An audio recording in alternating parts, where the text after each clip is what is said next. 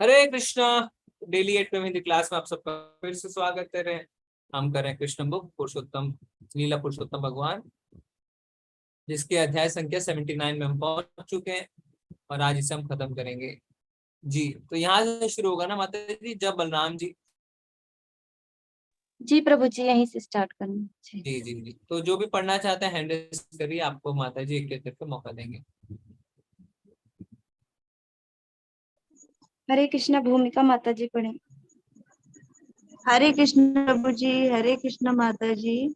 जब बलराम जी युद्ध स्थल पर प्रकट हुए तो महाराज युधिष्ठिर तथा उनके छोटे भ्राता नकुल एवं सहदेव, भगवान श्री कृष्ण और श्री अर्जुन ने उनकी सादर वंदना की, परंतु उन्होंने तनिक भी वार्तालाप नहीं किया। उनके शांत रहने का कारण यह था कि श्री बलराम को दुर्योधन के प्रति स्नेह था तथा दुर्योधन ने श्री बलराम के द्वारा ही गदा से युद्ध करने की कला सीखी थी।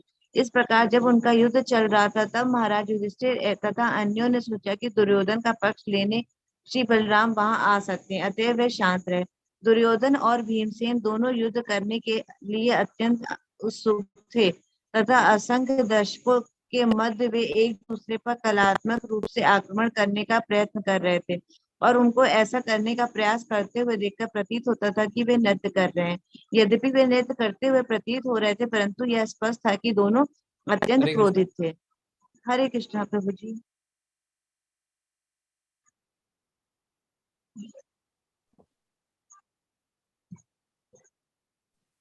हरे कृष्णा मित्तल माता जी पढ़े। हरे कृष्णा। युद्ध को रोकने के हेतु बलराम जी ने कहा, मेरे प्रिय राजन दुर्योधन और भीमसेन, मुझे ज्ञान है कि आप दोनों महान योद्धा हैं तथा संपूर्ण विश्व में महान वीर के रूप में सर्व प्रसिद्ध हैं, परंतु तो भी शारीरिक शक्ति में भीमसेन दुर्योधन से श्रेष्ठ है। दूसरी ओर गदा के द्वारा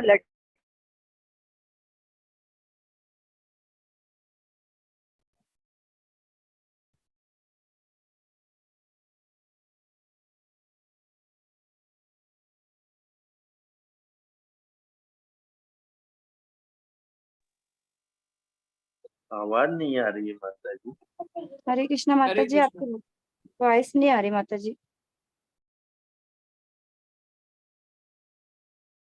हरे कृष्णा मित्तल माता जी, आपकी आवाज नहीं आ रही है।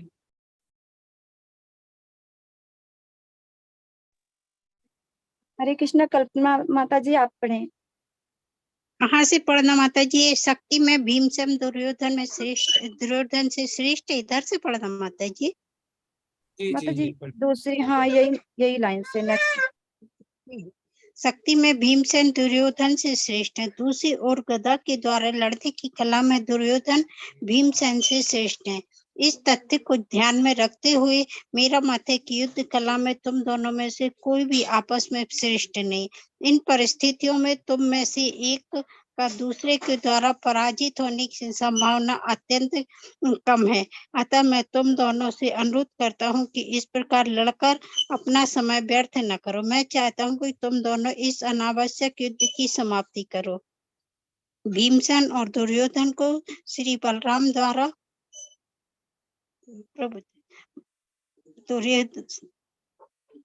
प्रभु जी आगे बढ़ाइए। हरे कृष्ण प्रभु जी। हाँ माता जी, पढ़िए पढ़िए।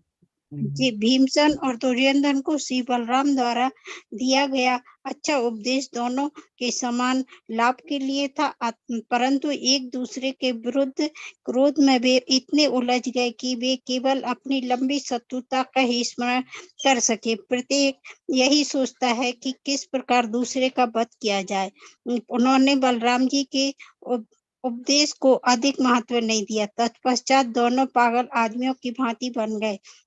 वे परस्पर दुर्व्यवहार एवं एक दूसरे पर लगाए गए क्रूर आरोप का स्मरण करने लगे। इसे प्रारब्ध समझते हुए श्री बलराम इस विषय में आगे कुछ नहीं कहना चाहते थे, अतः वहां पर न ठहरकर उन्होंने द्वारका लौटने का निर्णय किया। जब वे द्वारका लौटे तो संबंधी धन्यवाद जी धन्यवाद प्रभु जी। तो देखिए कितनी सुंदर लाइन लिखी है, इसे प्रारब्ध समझते हुए श्री बलराम इस विषय में आगे कुछ नहीं कहते हैं। तो प्रारब्ध का अर्थ क्या होता है? हमारे कर्मों के फल जो हम भोग रहे हैं। तो कई बार कोई चीज अनावश्यक होती रहती है, ना चाहते हुए होती है। किसी के जीवन में कुछ भी तरह तो लोग समझ जाते हैं ये प्रारब्ध है, कुछ नहीं कर सकते हैं, है ना, उनके हाल पे छोड़ देते हैं, क्योंकि समझाने के बावजूद वो नहीं मान रहे। कोई दुखी हो रहा है, आप उसे समझा रहे हैं हरि नाम ले लो, हरि नाम लेना ही नहीं चाह रहा है, तो आप क्या बोलेंगे, ठीक है इसके प्रारब्ध है, सोचते हैं ना, फिर आगे बढ़ जाते हैं। तो इसी तरीके से बलराम जी सोचते हैं कि इनके प्रारब्ध है, बेकार लड़ रहे हैं, समय वेस्ट कर रहे हैं, एनर्जी वेस्ट कर रहे हैं, लड़ने दो, और वो द्वारका लौटने का निर्णय लेते हैं। जी आगे हरे बढ़ते कृष्ण। रेणु माता जी पढ़े। हैं।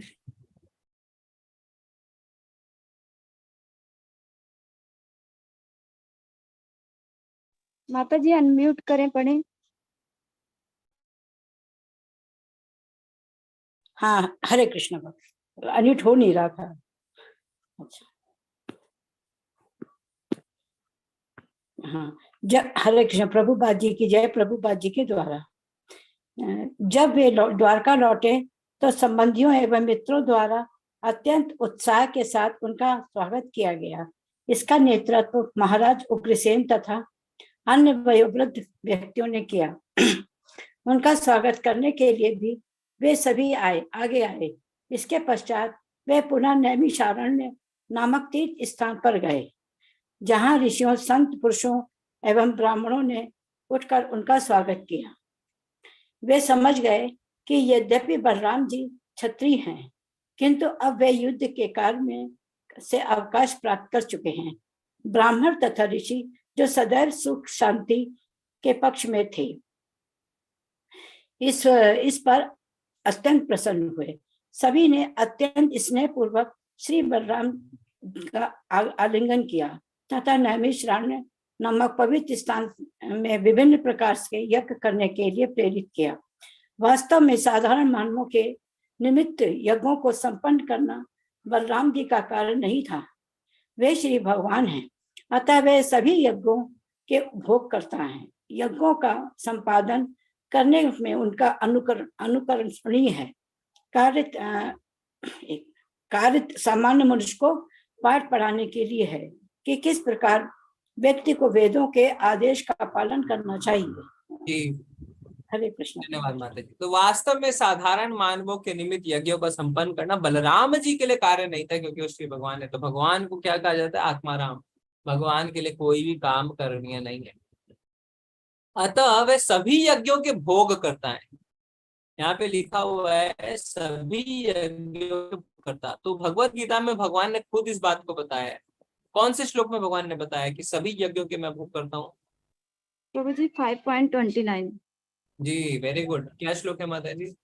भोक्तारं यत्तपसां सर्वलोक महेश्वरम सूर्यदम सर्वभूतानां ज्ञात्वा माम शान्तिमृच्छति। जी, और इस श्लोक को क्या बोलते हैं? शांति सूत्र। Very nice. भोक्ता राम यज्ञ तपसाम, जितने यज्ञ होते हैं उसका मैं भोगता हूँ। तो भगवान ने खुद बताया I am the supreme enjoyer. तो उसी बात को यहाँ पे प्रभुपाद जी बता रहे हैं कि वो श्री भगवान खुद है और सभी यज्ञ के भोक्ता हैं, और उनके लिए कुछ भी करणीय नहीं है। पर व्यक्ति को वेदों के आदेशों का पालन करना चाहिए, क्योंकि यद्यताचरित शेषतः तत्तदेव तरोजना। जैसा जैसा महान पुरुष करेंगे वैसा वैसा आम जनता उनको फॉलो करेगी। तो भगवान इसलिए गुरु के पास जाते हैं, शिक्षा लेते हैं, वेदों के शब्दों का पालन करते हैं, जिससे जो व्यक्ति उनको अनुसरण करेंगे, है ना, वो देखेंगे उनको कि भगवान ने क्या किया था, हम भी ये करेंगे। नहीं तो वो बोलेंगे अरे भगवान ने नहीं किया तो हम क्यों करें। जी आगे बढ़ेंगे। हरे कृष्ण। सत्येंद्र प्रभु जी पढ़े। हरे कृष्णा प्रभु जी। हरे कृष्णा माता जी। भगवान श्री बलराम जी ने नैमिषारण्य में ऋषियों एवं संत पुरुषों को इस विराट जगत के साथ जीवों के संबंध के विषय में उपदेश दिया था कि इस ब्रह्मांड को किस प्रकार स्वीकार किया जाए तथा सिद्धि का सर्वोच्च लक्ष्य प्राप्त करने के लिए किस तरह ब्रह्मांड से अपने को संबंधित किया जाए, कि संपूर्ण विराट जगत भगवान पर आश्रित है, कि भगवान अपने परमात्मा रूप में सूक्ष्म से सूक्ष्म परमाणु के भीतर सर्वव्यापी हैं। श्री बलराम ने तत्पश्चात अवर भव्य स्नान किया, जिसे यज्ञ संबंधी क्रियाओं की समाप्ति के उपरांत स्वीकार किया जाता है। स्नान करने के पश्चात उन्होंने नवीन कोश्य यानी कि रेशमी वस्त्र धारण किए तथा अपने संबंधियों एवं के मध्य स्वयं को सुंदर आभूषणों से सज्जित किया। वे आकाश में अनेक नक्षत्रों के बीच प्रकाश में सूर्य पूर्ण चंद्रमा के समान प्रतीत हो रहे थे। बलराम जी स्वयं भगवान है, अनंत है, अतएव वे शरीर, मन तथा अथवा बुद्धि की संबंध के क्षेत्र से परे हैं। वे मनुष्य के समान अवतरित हुए तथा स्वयं के हेतु उन्होंने इस प्रकार व्यवहार किया। हम उनके कार्यों को केवल श्री भगवान की लीलाओं के रूप में स्पष्ट कर सकते हैं। उनकी लीलाओं के अनंत प्रदर्शनों की सीमा का अनुमान कोई नहीं लगा सकता, क्योंकि वे सर्वशक्तिमान हैं। श्री बलराम मूल श्री विष्णु हैं। अतएव जो व्यक्ति प्रातः काल और संध्या काल बलराम जी की लीलाओं का स्मरण करेगा वह निश्चय ही श्री भगवान का महान भक्त बनेगा और इस प्रकार प्रत्येक दृष्टि से उसका जीवन सफल हो जाएगा। इस प्रकार लीला पुरुषोत्तम भगवान श्री कृष्ण के अंतर वल्लभ का उद्धार तथा बलराम जी का पवित्र स्थानों में भ्रमण करना नामक 19वें अध्याय का भक्ति वेदांत तात्पर्य पूर्ण हुआ। श्री प्रभुपाद जी की जय। हरे कृष्ण प्रभु। तो जो भगवान की बलराम जी की लीलाओं को सुबह शाम स्मरण करेगा भगवान जी का स्मरण हम कैसे करते हैं? बलराम जी का स्मरण कोई बता सकता है? हम करते हैं, कैसे करते हैं? रोज आप सब कर रहे हैं बलराम जी का स्मरण, कैसे कर रहे हैं? कैसे?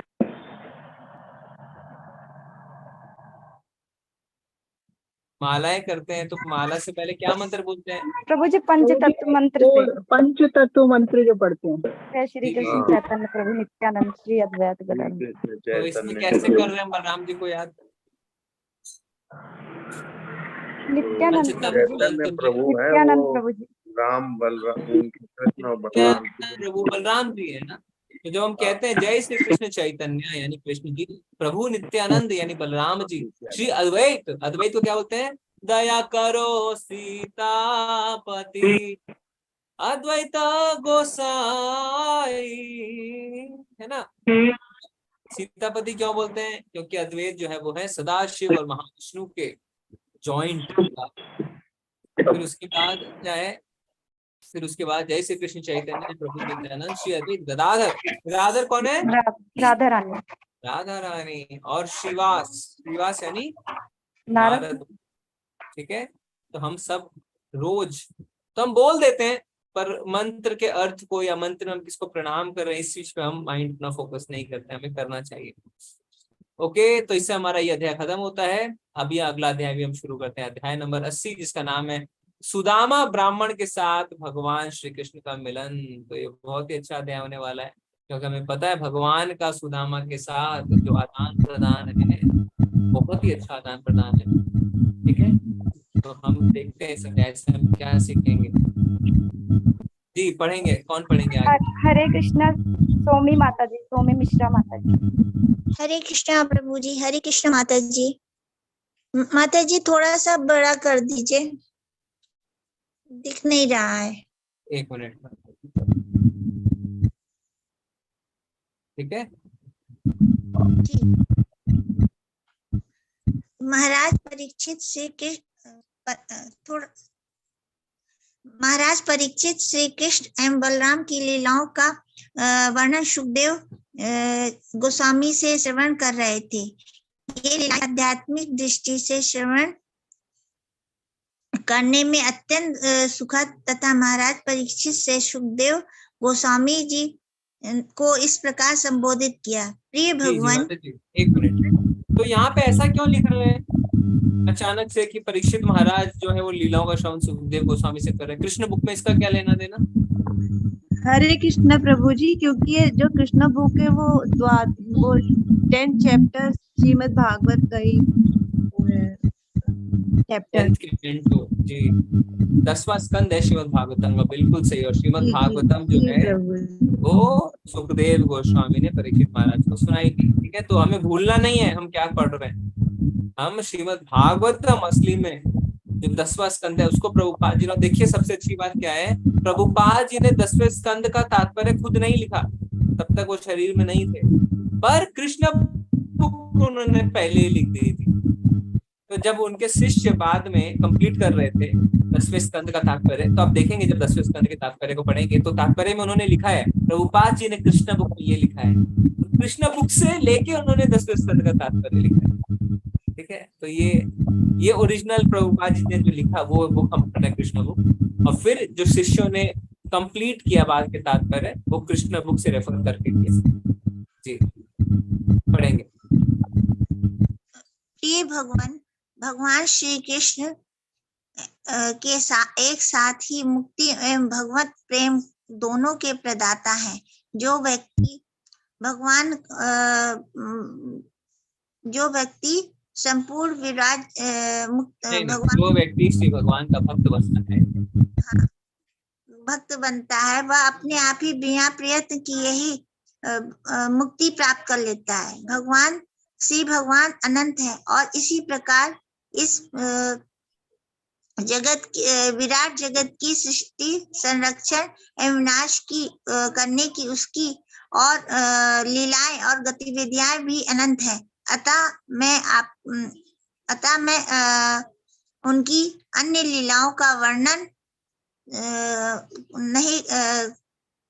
का श्रवण करने की इच्छा रखता हूँ, जिनका आपने अभी तक वर्णन नहीं किया है।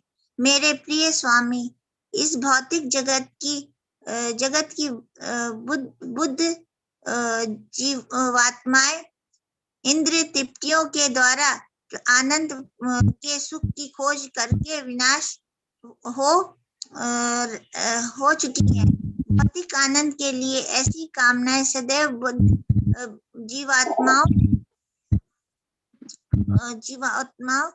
जीवात्माओं के हृदय को छेदती रहती है, परंतु वास्तव में मैं यह अनुभव कर रहा हूँ कि किस प्रकार श्री कृष्ण लीलाओं का आध्यात्मिक विषय व्यक्ति की इंद्र तृप्ति करने वाले भौतिक कार्यों से प्रभावित होने से बचा जा सकता है। मेरा विचार है कि कोई बुद्धिमान व्यक्ति श्री भगवान की दिव्य लीलाओं का अनेका बार श्रवण करने की इस पद्धति को अस्वीकार नहीं कर सकता। केवल श्रवण करने से व्यक्ति दिव्य सुख में लीन रहता है। इस प्रकार कोई व्यक्ति भौतिक इंद्रिय से भी आकृष्ट नहीं होगा।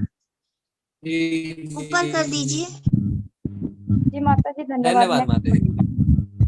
देखिए क्या लिखा हुआ है यहाँ पे, क्या लिखा हुआ है यहाँ पे।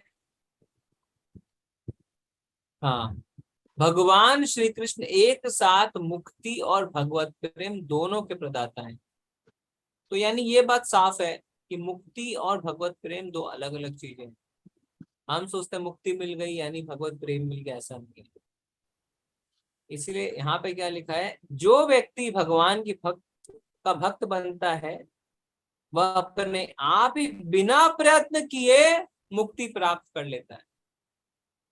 तो अगर आप भगवत प्रेम प्राप्त कर लेते हैं तो मुक्ति अपने आप मिल जाएगी। वास्तव में आचार्य बताते हैं, शास्त्र में लिखा है कि भक्त के दरवाजे पे मुक्ति खड़ी होती है, भक्त बोलता है मुझे मुक्ति नहीं चाहिए, मुझे तो भगवान की सेवा चाहिए। उल्टा नहीं है, हमेशा याद रखें कि अगर मुक्ति मिल गई तो ऐसा नहीं भगवत प्रेम मिल जाएगा, नहीं। मुक्ति तो निर्विशेषवादी को भी मिल जाती है। युद्ध के मैदान में शत्रु मरता है उसको भी मुक्ति मिल सकती है, पर इसका अर्थ ये नहीं कि वो भगवत प्रेम का प्राप्त कर पाए। ठीक है, भक्त जो है वो भगवत प्रेम के पीछे, जो भक्ति के 9 स्टेप्स हैं उसमें लास्ट क्या है, कृष्ण प्रेम। जब सवेरे सवेरे हम 10 नाम अपराध पढ़ते हैं तो उसके बाद क्या बोलते हैं कि let us offer our humble obeisances onto the lotus feet of all the Vaishnavas who are like desire trees full of compassion for the fallen conditions shown। इसलिए जिससे हमें कृष्ण प्रेम मिले। 10वां में क्या है, जिससे हमें कृष्ण प्रेम की प्राप्ति हो। तो वास्तव में हम क्या चाह रहे हैं, हम भक्ति क्यों कर रहे हैं, क्या ऑब्जेक्टिव है भक्ति करने का, जिससे हमें भगवान का शुद्ध प्रेम, कृष्ण प्रेम प्राप्त। और सबसे पहला स्टेप क्या है इसमें? श्रद्धा, है ना जी। धीरे धीरे ऊपर उठते उठते हमें कृष्ण प्रेम मिलता है। और श्रद्धा कैसे आती है? श्रद्धा आती है श्रवणम से। कैसे? जब तक आप सुनेंगे नहीं तब तक आपको किसी के प्रति श्रद्धा उत्पन्न नहीं होगी। इसीलिए यहाँ पे श्रवण पे भी महत्व दिया जा रहा है। तो श्रवण बहुत आवश्यक है जी। आगे पढ़ेंगे। हरे कृष्णा तारा माता जी पढ़े। हरे कृष्णा प्रभु जी, हरे कृष्णा माता जी। इन कथन में महाराज परीक्षित ने दो महत्वपूर्ण शब्दों का उपयोग किया है, विशेषण तथा विशेषज्ञ। विशेषण का अर्थ है जो है होता है उदास भौतिकवादी पूर्ण रूपेण संतुष्ट होने के लिए अनेक मार्गों एवं विधियों की खोज कर रहे हैं, परंतु वास्तव में वे उदास रहते हैं। यह प्रश्न उठाया जा सकता है कि कभी कभी अध्यात्मवादी भी उदास रहते हैं। तथापि परीक्षित महाराज ने विशेषज्ञ शब्द का प्रयोग किया है।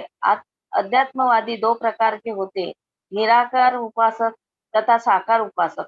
विशेषज्ञ साकार उपासक की ओर से संकेत करता है जो विविधता में रुचि रखते हैं। भक्तगण परम भगवान श्री कृष्ण के साकार कार्यों के वर्णन सुनकर प्रफुल्लित हो उठते हैं, जबकि कृष्ण के निराकार रूप से आकृष्ट होने वाले लोग भगवान के साकार कार्यों से बाहरी रूप से आकृष्ट मात्र होते हैं। श्री कृष्ण की लीलाओं से संपर्क स्थापित करने के पश्चात भी निराकार उपासक उसमें से प्राप्त करने योग्य लाभ को नहीं समझ पाते और इस प्रकार वे सकाम कर्मों के कारण भौतिकवादियों के साथ उसी उदास स्थिति में रहते हैं। महाराज हरे कृष्णा प्रभु जी। हरे कृष्ण। आगे पढ़ेंगे। हरे कृष्णा गिरजा माता जी पढ़े। हरे कृष्णा प्रभु जी, हरे कृष्णा माता जी। श्री प्रभुपाद की जय। प्रभुपाद द्वारा महाराज परीक्षित ने आगे कहा, वार्तालाप करने की क्षमता को श्री कृष्ण के इंद्रियातीत गुणों के वर्णन से पूर्ण किया जा सकता है। किसी व्यक्ति की अपने हाथ से कार्य करने की क्षमता तभी सफल हो सकती है जब व्यक्ति उन हाथों से श्री भगवान की सेवा में संलग्न होता है। इसी प्रकार व्यक्ति का मस्तिष्क तभी शांत हो सकता है जब वो पूर्ण कृष्ण भावना भावित होकर केवल श्री कृष्ण का स्मरण करे। इसका यह अर्थ नहीं है कि व्यक्ति का अत्यंत विचारशील होना जरूरी है, वरना उसे केवल ये समझना होता है कि परम सत्य श्री कृष्ण स्वयं अंतर्यामी होने से परमात्मा रूप में सर्वव्यापक है। यदि व्यक्ति ये विचार कर सके कि परमात्मा के रूप में श्री कृष्ण सर्वत्र यहाँ तक कि परमाणु में प्रभु भी विद्यमान है, तो वो अपने मस्तिष्क के विचार, अनुभव एवं इच्छा के कार्यों को पूर्ण कर सकता है। सिद्ध भक्त इस बौद्धिक जगत को अपने बौद्धिक नेत्रों से नहीं देखता, किंतु वो परमात्मा के रूप में अपने उपासनी भगवान की उपस्थिति को सर्वत्र देखता है। जी जी जी। तो भगवान क्या कहते हैं? भगवान कहते हैं मैं हर जगह मौजूद हूँ। हर जगह यानी परमाणु में भी, छोटे छोटे से एटम में भी भगवान मौजूद है ना। अहम सर्वस्व प्रभु भगवान कहते हैं। मत्ता अहम सर्वस्व प्रभु, कि मैं हर जगह हूँ, चाहे आध्यात्मिक जगत हो चाहे भौतिक जगत हो, मैं सब जगह मौजूद हूँ। और कौन से विष्णु है जो हर जगह एंटर करते हैं? क्या नाम है उनका? शिरोदक्षाई विष्णु। शिरोदक्षाई विष्णु, बिल्कुल सही। शिरोदक्षाई विष्णु परमात्मा रूप में भी और हर अणु के अंदर प्रवेश करते हैं। जी आगे बढ़िए। हरे कृष्णा सुधीर प्रभु जी पढ़े। हरे कृष्णा। पढ़िए प्रभु जी।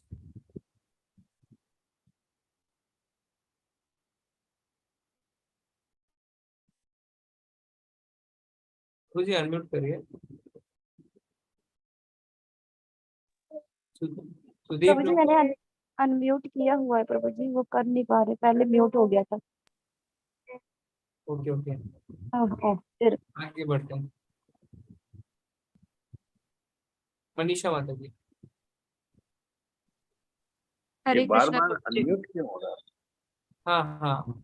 महाराज परीक्षित ने आगे उन्होंने आगे कहा कि सिर के कार्य को पूर्ण रूप से उपयोग में तभी लाया जा सकता है जब वह भगवान एवं उनके प्रतिनिधि के सम्मुख झुकने के कार्य में संलग्न हो। यह बात कि श्री भगवान प्रत्येक जीवात्मा के हृदय में निवास करते हैं एक तथ्य। अतएव अत्यंत उन्नत भक्त यह सोचते हुए कि शरीर श्री भगवान का मंदिर है, प्रत्येक जीवात्मा का आदर करता है, परंतु प्रत्येक पुरुष का जीवन की उस स्थिति में तत्काल ही आना संभव नहीं है, क्योंकि वह स्थिति प्रथम श्रेणी के भक्त के लिए है। द्वितीय श्रेणी का भक्त वैष्णवों अर्थात भगवान के भक्तों को श्री कृष्ण का प्रतिनिधि समझ सकता है, तथा नव दीक्षित अर्थात तृतीय श्रेणी का भक्त मंदिर ने श्री विग्रह के सम्मुख तथा श्री भगवान की प्रत्यक्ष अभिव्यक्ति अपने गुरु महाराज के सम्मुख झुककर प्रणाम अर्पित कर सकता है। नवदीक्षित स्थिति में, मध्यवर्ती स्थिति में अथवा पूर्ण रूप से विकसित स्थिति में व्यक्ति अपने सिर का कार्य भगवान अथवा उसके प्रतिनिधि के सम्मुख झुककर पूर्ण कर सकता है। इसी प्रकार वह अपने नेत्रों का कार्य श्री भगवान एवं उनके प्रतिनिधि को देखकर पूर्ण कर सकता है। इस विधि में प्रत्येक व्यक्ति अपने शरीर के विभिन्न अंगों के कार्यों का स्थान उनको श्री भगवान अथवा उनके प्रतिनिधि की सेवा करके कर सकता है। यदि कोई व्यक्ति और कुछ न कर सके तो कम से कम वह भगवान अथवा उनके प्रतिनिधि के सम्मुख झुककर प्रणाम एवं चरणामृत का रसास्वादन तो कर ही सकता है। चरणामृत वह जल है जिससे भगवान अथवा उनके चरणों को धोया जाता है। जी जी जी, धन्यवाद प्रभु जी, बहुत हरे कृष्ण जी। तो यहाँ पे हरे क्या कह कृष्ण। रहे हैं? मेरी आवाज आ रही है माता जी? जी प्रभु जी। हाँ जी, तो इसमें क्या लिखा हुआ है? उन्होंने आगे कहा कि सिर के कार्य को पूर्ण रूप से उपयोग में तभी लाया जा सकता है जब भगवान उनके प्रतिनिधि के सम्मुख झुके। तो वास्तव में जब हम कहते हैं ऋषि के न ऋषि के सेवनम भक्ति रुच्यते सर्वपादि विनिर्मुक्तम तत्परत्वेन निर्मलम ऋषि के न ऋषिकेश सेवनम भक्ति रुच्यते, यानी इंद्रियों के स्वामी की सेवा इंद्रियों से करनी चाहिए, इसे भक्ति कहते हैं। कैसे करें? अपने सर को भगवान के आगे झुकाओ, दंडवत प्रणाम करो भगवान को, तब जाके हमारे सिर का असली उपयोग होता है। यह बात किसी भगवान प्रत्येक जीवात्मा के हृदय में एक तथ्य है। क्यों कह रहे प्रभुपाद जी एक तथ्य है? कहाँ पे लिखा है ये कि भगवान सबके हृदय में?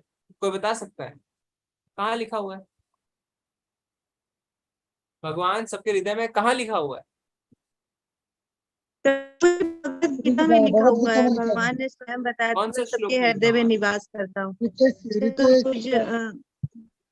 चार भुजा वाले विष्णु के रूप में। 13.23 प्रभु जी। क्या लिखा हुआ है 13.23 में?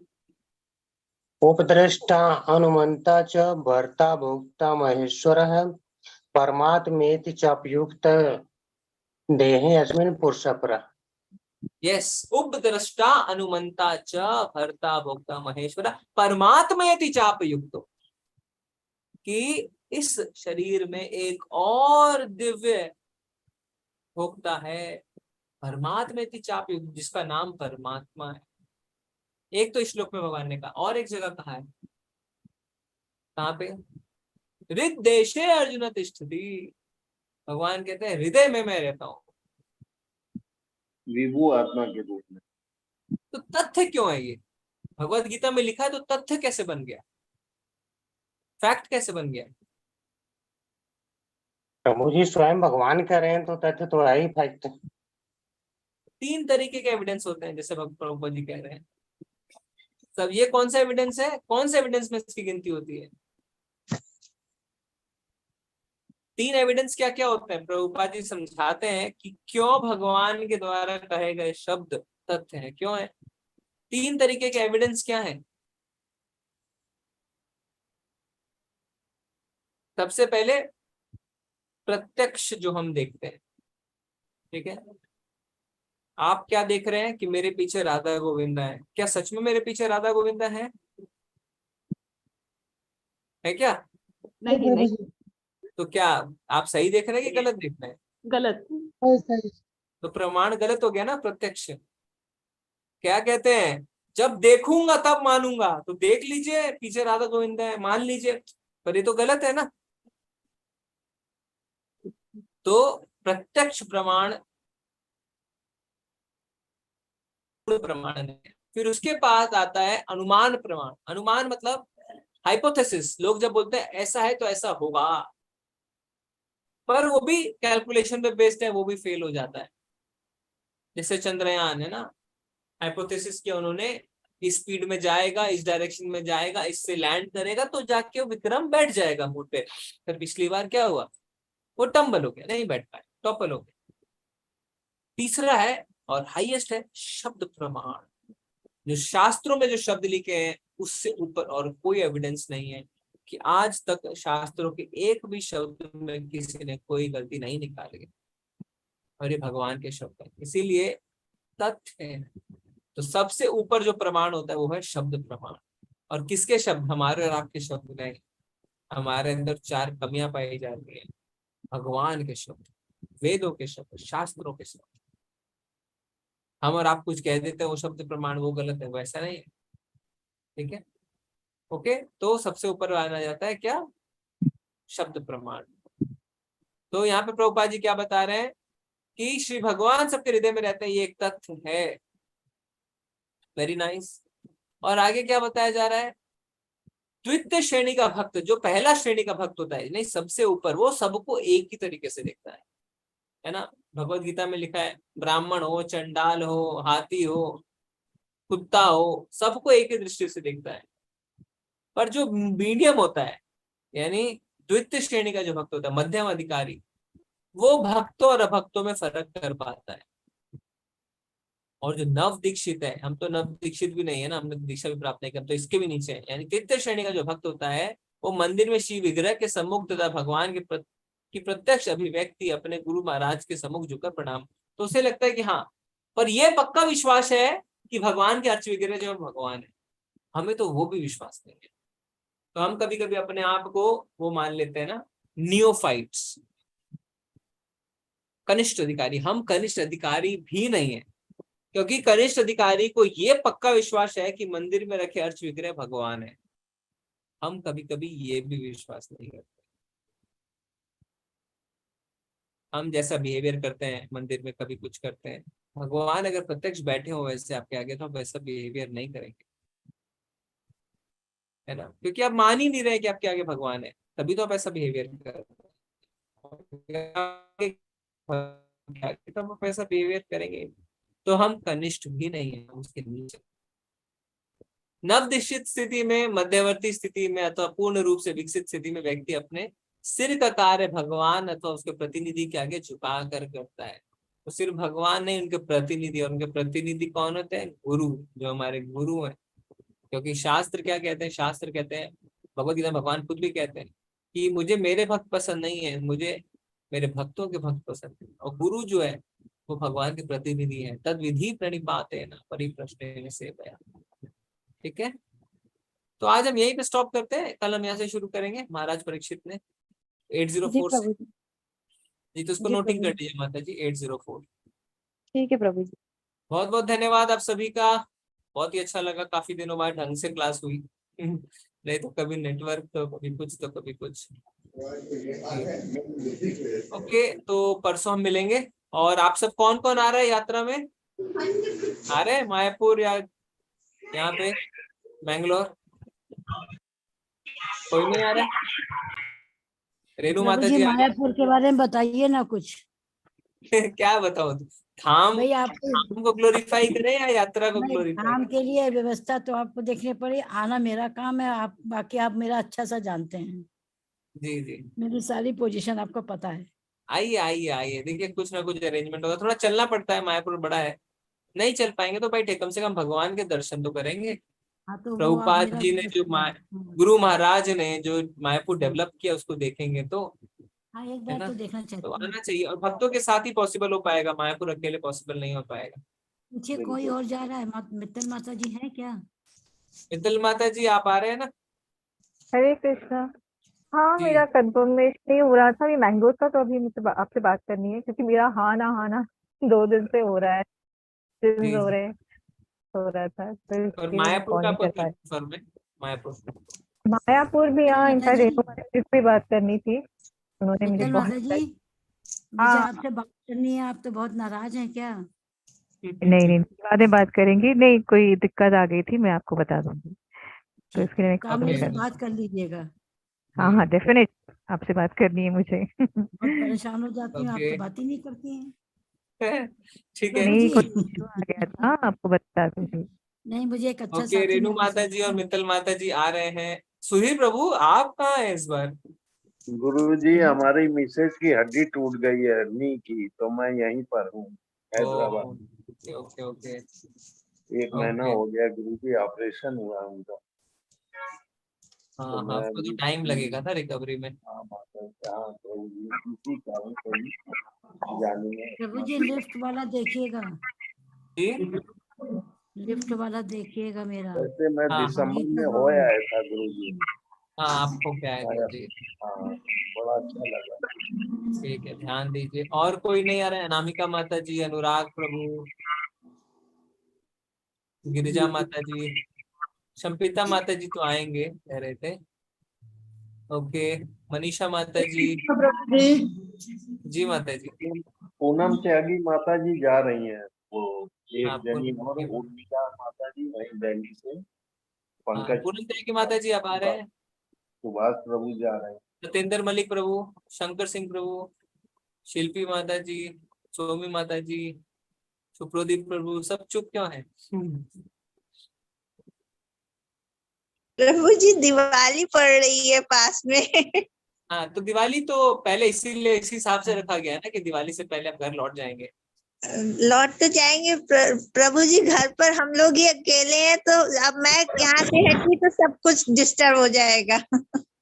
जी कोई बात नहीं, ठीक है। ऐसे ये हमारा भ्रम है कि हम सब कुछ मेंटेन कर रहे हैं, सब कुछ भगवान मेंटेन कर रहे हैं, और अब भगवान के उनकी पास इच्छा जा रहे होगी तो हैं। बुला लेंगे वो। बुला रहे हैं, उनकी इच्छा है, हम जाना नहीं चाह रहे ना। वो तो सुना है ना आपने, व्यवस्था भी वही कर लेंगे। पुजारी कहता है भगवान आएंगे लेने को तभी मैं जाऊंगा, और बाढ़ नहीं का नहीं, पानी ऐसी इतना बात ऊपर नहीं ले है, जाता जब भगवान की इच्छा होती है तो वो बुला लेते हैं किसी भी तरह से। है। ठीक है जी। सागर प्रभु हरे कृष्णा। फोन मैंने हरे नाइट में कृष्णा। अपने पास ही रखा, मैं दिन की कह रहा हूँ, नाइट की कह रहा हूँ मैं। हाँ प्रभु, आवाज नहीं आ रही है आपकी। मोनिका माता जी हरे कृष्णा। प्रभु जी, इनका बड़ी देर से हैंड रेज है, मोनिका माता जी का। हाँ हाँ माता जी, मोनिका माता जी अनम्यूट नहीं कर पा रहे वो। हाँ हरे अभी हो कृष्ण जी। जी माता। मुझे गीता की क्लास अगेन लेना है, तो उसके लिए मुझे क्या करना पड़ेगा? कौन से t.ly/गीता, t.ly/गीता 11 सितंबर से कोर्स शुरू होने वाला है, तो उसमें आप रजिस्टर कर लीजिए। t.ly/गीता, मैं लिंक डाल दे रहा हूँ चैट। Okay okay. हाँ, हर महीने एक ही लिंक रहता है, हर महीने एक ही लिंक रहता है, लिंक चेंज भी नहीं होता है। ठीक है, धन्यवाद धन्यवाद प्रभु। हाँ हरे कृष्णा जी। कल्पना माता जी हरे कृष्णा। हरे कृष्ण प्रभु जी, दंडवत प्रणाम। प्रभु जी, मैं ये कह रही थी कि जैसे मैं नहीं लिख पाई क्वेश्चन आंसर और दिक्कत हो गई मुझे आईडीसी में, तो मैंने अपने गौरी श्याम प्रभु जी से भी कहा था, तो उन्होंने कहा था कि हम नामिनिष्ठा प्रभु जी से बात करेंगे। तो प्रभु जी, क्या कभी मेरे को दीक्षा नहीं मिलेगी?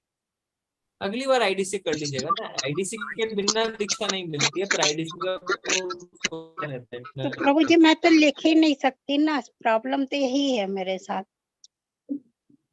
भी ओहो, समझ आप लिख नहीं लीजिए मैंने सकते? जी नहीं प्रभु जी, मैं क्वेश्चन आंसर भी जैसे अभी लेवल 2 का लिखने की कोशिश कर रही थी, इतना हाथ कांप रहा था कि आपको क्या बताऊं। एक काम करिए, फिर गौरी श्याम प्रभु को फॉलो अप करिए, वो नामेश्वर प्रभु से बात कर लेंगे। मैं भी उनको याद दिला दूंगा, अभी वो यही है तो जी, क्या और हमारा नीरज प्रभु जी भी बोले हैं कि मैं प्रभु जी से बात करूंगा, तो ठीक। प्रभु जी मेरा कुछ करिए, क्योंकि मुझे दीक्षा चाहिए प्रभु जी, क्योंकि गुरु के बिना, आप ही लोग बोलते हैं ना कि गुरु के बिना अपन को आगे वो रास्ता नहीं मिलता है, गुरु ही अपन को भगवान के पास रास्ते में ले जाते हैं, रास्ता दिखला के। जी ठीक है, बात करते हैं, बात मैं गौरी श्याम प्रभु को याद दिला दूंगा, ठीक है। जी जी प्रभु जी, हरे कृष्ण थैंक यू प्रभु। माता जी, हरे कृष्णा। ओके, हम प्रभु चलते हैं फिर। जी सरिता प्रभु माता जी।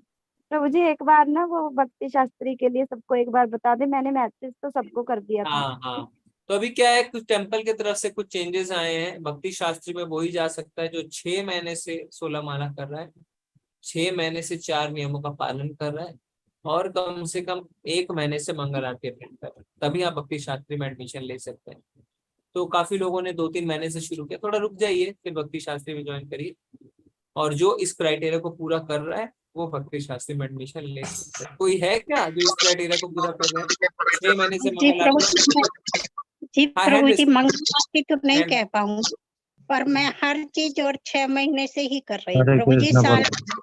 6 महीने से। हैंड रेज करिए, एक एक करके बात करेंगे। 6 महीने से 4 नियमों का पालन, 6 महीने से 16 माला, और 1 महीने से कम मंगल आरती, 1 महीने से कम मंगल आरती। ओके, सोनिया शर्मा माता जी, कल्पना माता जी, शिल्पी माता जी, अंजू रानी माता, 4 लोग हैं माता जी। इन चारों का आप हमें भेज दीजिए डिटेल। सरिता माता जी, आप स्क्रीनशॉट ले लीजिए। कल्पना गुप्ता माता जी, प्रभु जी सोनिया ले शर्मा लिया, माता, स्क्रीनशॉट ले लिया, भेज देंगे सागर आपको। कुमार प्रभु जी का भी। 6 ठीक है महीने से मंगल 6 महीने से 16 माला है, 6 महीने से 4 नियमों के पालन, और 1 महीने से मंगल आरती, ठीक है। ठीक है, इसमें 5 लोग शुरू कर रहे हैं भक्ति शास्त्री, फिर जो 1-2 महीना जिनका बचा हुआ है वो फिर बाद में ज्वाइन कर लेंगे, कोई बात नहीं इसमें। ओके ठीक है, हम चलते हैं फिर। बहुत बहुत धन्यवाद आप सभी का। 4 प्रभु नियम हरे कृष्ण प्रभु जी। जी जी सागर हरे कृष्णा प्रभु जी। हरे कृष्णा, धन्यवाद, प्रणाम गुरु जी। 4 नियम है। नशा प्रभु नहीं जी। करना, अवैध संबंध नहीं रखने, जुआ नहीं खेलना, और नॉनवेज नहीं खाना, ये 4 नियम है। नो नॉनवेज, नो इंटॉक्सिकेशन, और जब हम नॉनवेज कहते हैं तो प्याज लहसुन भी नहीं खाते हैं, और गलत संबंध नहीं रखने किसी के साथ शादी से बाहर, और जुआ नहीं खेलना है, ठीक है। ये 4 नियम है। ओके, हरे कृष्ण। वांछाकल्पतरुभ्यश्च कृपा सिंधुभ्येव च पतितानां पावनेभ्यो वैष्णवेभ्यो अनंत कोटि वैष्णव वृंद की जय। जय प्रभुपाद की जय। जय जय हरे कृष्ण प्रभु।